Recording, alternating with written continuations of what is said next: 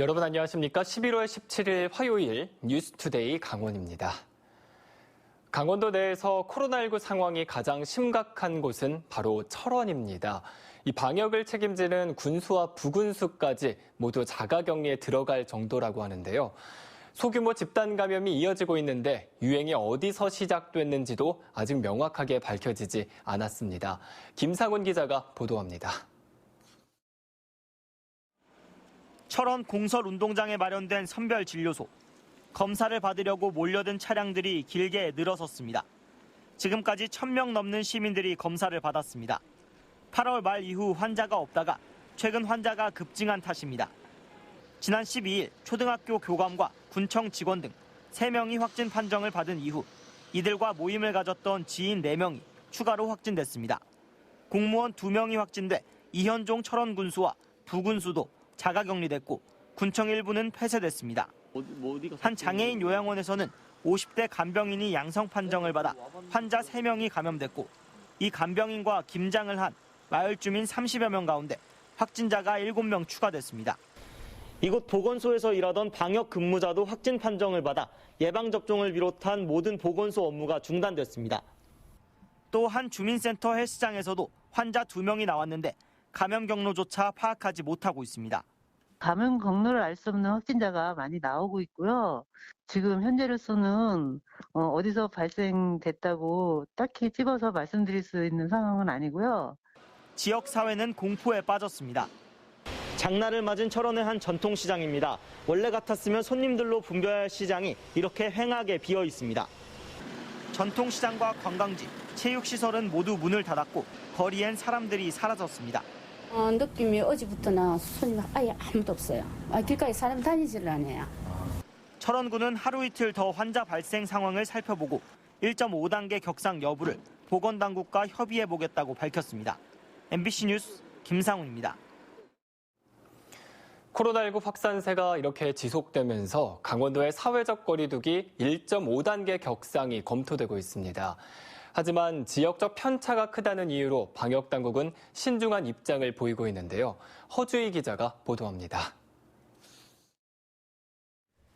강원도청에서 열린 코로나19 브리핑.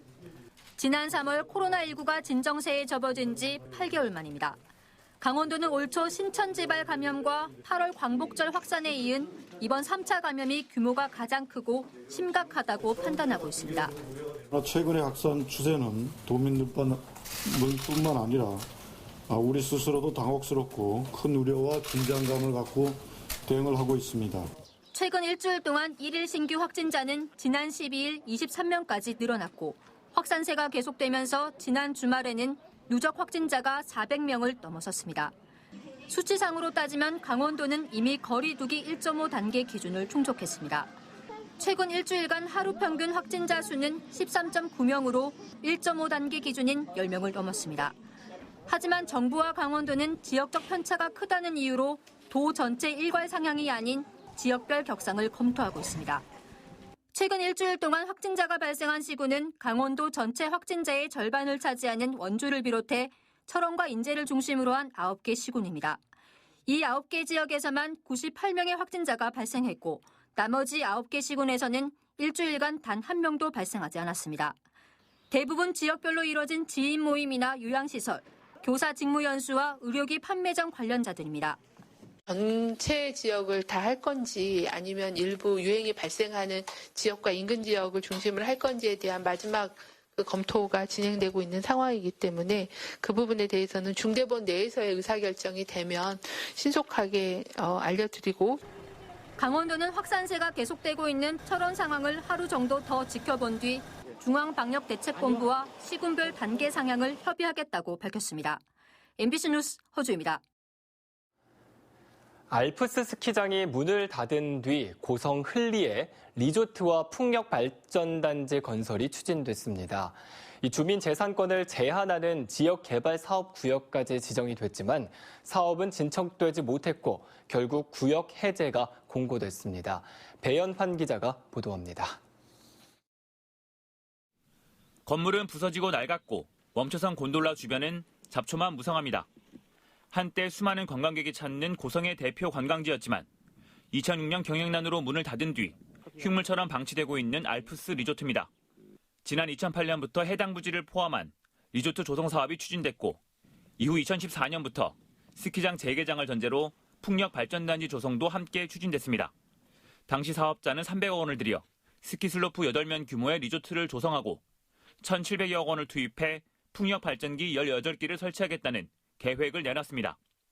원활한 사업 추진을 위해 해당 부지는 세제 혜택 등이 주어지는 지역개발사업구역으로 지정되기도 했습니다. 리조트 개발과 풍력발전소 조성사업 등 지역개발사업구역 지정이 해제될 전망입니다. 사업자가 실시계획 승인 고시일로부터 2년이 지나도록 공사에 착수하지 않아 지역개발 및 지원에 관한 법률에 따라 해제안이 공고됐습니다. 흘리 지역개발 사업이 사업 시행자가 취소돼가지고 지금 주민들이 청원에 의해가지고 지역개발 사업 구역 해제 추진 중에 있습니다. 그동안 인근 주민들은 개발 행위를 할 경우 사업 시행자의 허가를 받아야 하는 등 불편을 겪었습니다. 근데 이 지역을 갖다가 이제 지구지정으로 묶어놓고 주민들이 이제 자기 개인 사유지라든가 이런 게 자기 재산권 행사를 못하니까 빨리 해지되기를 바라고 있어요. 한편 지역개발사업구역 해제는 강원도와 국토부 심의 등을 거쳐 최종 결정되는데 무난히 진행될 것으로 예상되고 있습니다. MBC 뉴스 배현환입니다. 중증 장애인들이 이용하고 있는 장애인 콜택시가 법정 대수를 맞추지 못해서 불편이 가중되고 있습니다. 이 심야 시간대에 운영되던 차량은 아예 잠정 중단됐는데요. 장애인 단체가 이에 반발해 이동권을 보장하라며 요구하고 나섰습니다. 이병선 기자가 취재했습니다. 중증장애인 최지원 씨는 일주일에 서너 번 정도 외출을 합니다. 휠체어를 이용하다 보니 일반적인 버스나 택시를 이용하기는 어렵고 휠체어를 실을 수 있는 장애인 콜택시를 부릅니다. 하지만 장애인 콜택시를 타려면 주중에는 최소 30분, 주말에는 2시간 넘게 기다리기 일쑤입니다. 대수가 많지가 않아서 많이 기다려야 돼서 어려움이 있고요. 그리고 퇴근 시간도 많이 걸리고.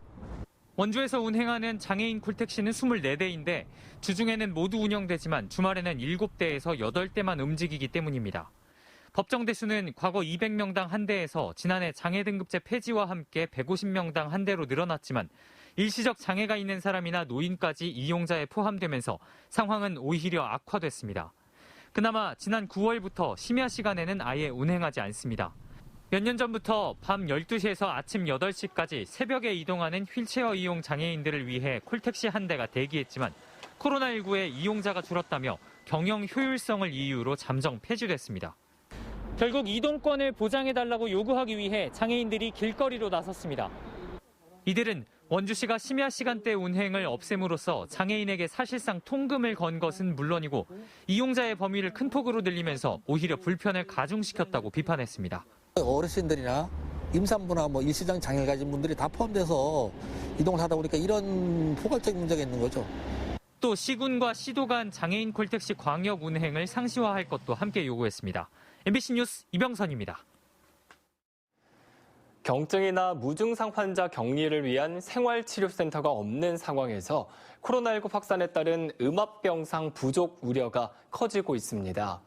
강원도에 따르면 도내 136개 병상 중에서 남아있는 병상은 40개에 불과합니다. 또 경증이나 증상이 없는 경우 수도권 생활치료센터로 이송되면서 환자들의 불편이 이어지고 있습니다. 강원도는 생활치료센터를 준비 중이라며 지난 원주 사례에서 주민들의 반발이 컸던 만큼 개소 준비를 마친 뒤 빠른 시일 내에 가동하겠다고 밝혔습니다. 국방부는 코로나19 확진자가 계속해서 발생하자 강원도와 수도권 부대에 오늘부터 29일까지 사회적 거리두기 1.5단계를 적용하기로 했습니다. 이에 따라 장병의 휴가나 외출은 방역수칙 준수를 조건으로 가능하지만 집단 감염이 발생한 지역의 장병 휴가는 현장 지휘관 판단 아래 연기를 권고하도록 했습니다. 특히 강원도 지역 부대의 간부들은 같은 기간 거리두기 2단계를 적용해 일과 후 숙소 대기를 원칙으로 하고 회식이나 사적 모임을 자제하도록 했습니다. 원주시가 지정된 자가격리 장소를 이탈한 격리자 1명을 형사 고발했다고 밝혔습니다. 원주시는 자가격리 중에 시장을 다녀오거나 이웃집을 방문하는 등 격리 장소를 무단 이탈하는 사례가 잇따르고 있다며 이 중 1명은 형사 고발하고 경미한 사항에 대해서는 계도 조치했다고 밝혔습니다. 또 이탈자에 대한 현장 추적이 가능하도록 자가격리 전담 관리 인력 등 30명을 추가 보강해 보건소에 배치했다고 밝혔습니다. 원주시는 누적 확진자 200여 명 중 절반 이상이 코로나19 증상에도 일상생활을 지속해 감염됐다며 신속한 검사를 당부했습니다. 원주시는 의료기기 판매업소 최초 확진자는 증상이 나타난 지 10일 만에, 무실동 운동시설 발은 6일 만에, 그리고 봉산동 음식점 관련해서는 5일 만에 검사를 받았다며 즉시 진단 검사를 받고 방역수칙을 지켰다면 3가지 사례와 관련해 115명이나 추가 확진되는 일은 막을 수 있었을 것이라고 설명했습니다. 원주시는 유증상자들의 자발적이고 즉각적인 검사가 추가 확산을 막을 수 있는 가장 확실한 방법이라고 강조했습니다. 동해안 지역에서 발생한 대형 산불 피해목이 발전용 친환경 연료로 활용되고 있습니다.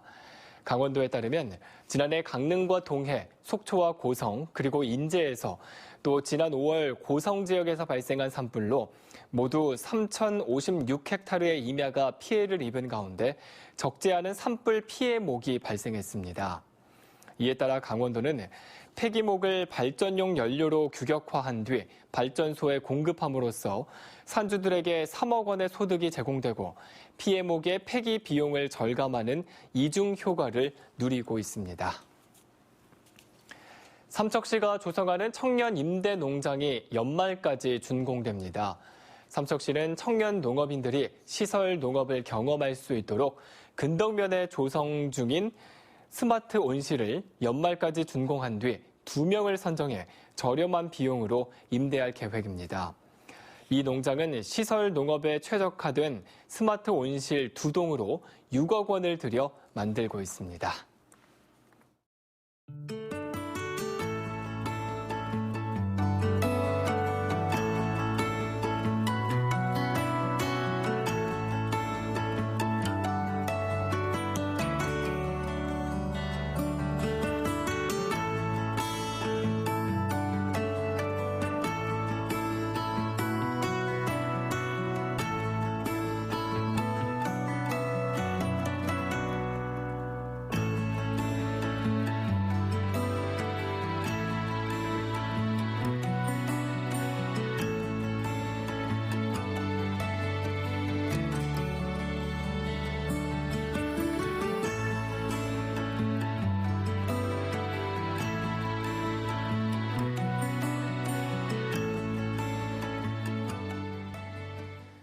코로나19로부터 안전한 수능 시험장을 만들기 위한 교육당국의 긴급 조치에 따라 조기 원격 수업에 들어간 고등학교가 잇따르고 있습니다.